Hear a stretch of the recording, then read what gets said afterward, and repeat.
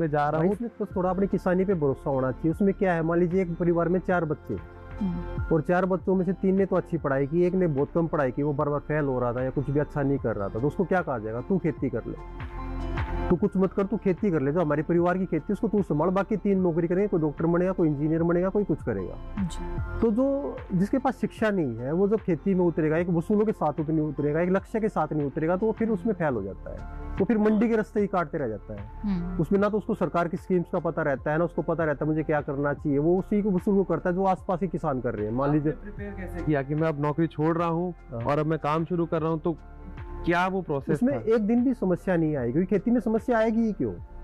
आपने कोई चीज उगाई, आपको सब उगाते हुए देख रहे हैं। आप, मेरी सबसे पहली मार्केट मेरा गांव था, मैं कहीं दिल्ली नहीं भागा, मुझे दूर भागने की आवश्यकता पड़ी नहीं मार्केट ढूंढने के लिए। मेरा गांव मुझे रोज देख रहा था कर क्या रहा है।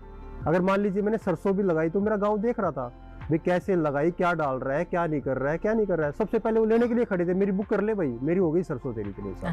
एग्रो टूरिज्म का विचार फिर कैसे आया? बहुत पुराना कॉन्सेप्ट नहीं है और अभी लोग बहुत इसे पसंद भी कर रहे हैं, तो इसका विचार फिर कैसे आया? हम खुद भी तो घूमने जाते हैं। मैं जब भी कहीं बाहर घूमने जाता तो हमेशा हम देखते थे कि किस घर में रहना है भाई, जो मिट्टी का घर उसमें रहना है। तो हमारे भी तो मिट्टी के घर थे पहले, मेरी दादी के समय में हमारा ही मिट्टी का घर था।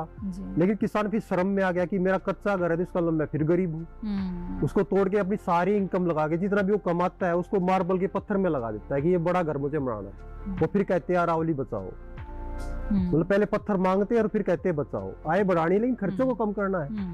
अब खर्चे कम कैसे होंगे जब जो प्रकृति ने हमें चारों दिया, हमारे चारों तरफ घास होती है, सरकंडा होता है, मूंज होती है और अनेकों तरफ की घास होती है, मिट्टी है, उनसे हमने अपने घर बनाए, उससे हमने अपने कमरे तैयार किए। मैं आज भी कच्चे घर में रहता हूँ, जो हमारा घर है वो कच्चा ही है, मिट्टी का, और ना उसमें एसी है ना कुछ है, टेम्परेचर अपने आप मेंटेन रहता है उसमें। तो उस घरों को देख के जो है हमारे पास विदेशी लोग आते हैं और हर हफ्ते आते हैं। ऐसा एक भी हफ्ता नहीं जाता जब विदेशी लोग हमारे पास रुकने ना आते हो। हमारे पूरे क्षेत्र में अगर कोई बाहर का आदमी घूमता दिखाई देता है तो बच्चे उसको हाथ पकड़ के छोड़ जाते हैं, इनके घर ही आया हुआ है और कहाँ जाएगा ये, यहाँ पे उनके पास आया होगा वहीं रहना है इसको। हम उनको रोकते हैं, उनसे पैसा भी लेते हैं और अपने साथ काम भी कराते हैं। हमारी एक शर्त और है उनको रोकने की। अच्छा। आप पाएंगे तो ये नहीं कि आप आगे यहाँ पे सो जाएंगे, आप ऐसे नहीं, आपको हमारे साथ 5 घंटे काम करना होगा तो ही आप आइएगा।